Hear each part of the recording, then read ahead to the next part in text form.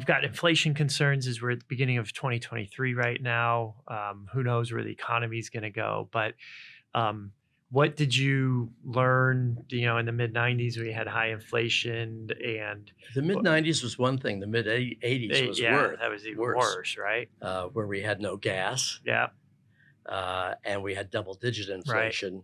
right, This inflation today is nowhere near right. what it was in the 80s. Yeah, And what we learned early on was that if people, when they go out to eat, if they can go out to eat, they have a set amount in their mind of what they're going to spend. And that really almost, perhaps with the exception of very high-end fine dine prefix type of restaurants, they want to spend what they want to spend at lunch and not more. okay. And the same goes at dinner. If young people, and if they've got a date or whatever, they're going to pick a restaurant where they can spend what they want to spend and not Yep. more. Yep. Okay. So it doesn't matter what you're trying to sell them.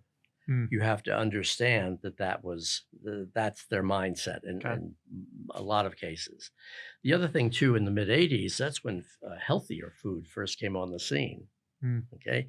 And we experienced a little bit more of that at CPK as well. And in the 90s, we had to worry about gluten. Okay. And carbs. Yeah. That became nobody talked about carbs in the 80s. Yeah. They were talking about fat. Yeah. And calories. And then in the 90s, they were talking about carbs. So suddenly, what were we doing? We were selling pasta and pizza, And so we had to make sure that we had enough other things on the menu without corrupting the concept. Okay. Yep. Okay. Yep. You can't be all things to all people. Right. You just have to keep doing what you're doing really well. Right. Executing really well. Okay. So maybe we create a half order of pasta or a lunch special with a smaller order of pasta and a little salad, or Okay. I give people a reason to come back. You always have to. There's a couple of restaurants here in town that are local sort of chains that are very good, but we hadn't been back for a couple of years, I guess, during the pandemic. And we suddenly went back recently. And I said to my wife, this is exactly the same menu as it was 2 years ago. There's nothing new on this menu. We've already had this menu. Right. But I mean, the counter argument to that, if they focus on what they do well, if they're changing it all the time, or a lot. I think the realization that the labor model is difficult for a big operation like that has such a huge menu. Okay. With minimum wages and today, West Hollywood minimum wage and things like that are just shocking, to an operator, especially with a small place. Yeah.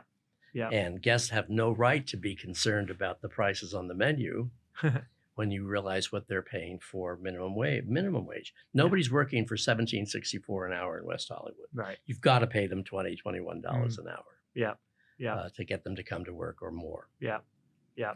So, and then therefore the surrounding communities, Beverly Hills, Right. and so forth, they have to raise their money too, because I might as well go work in West Hollywood. Right.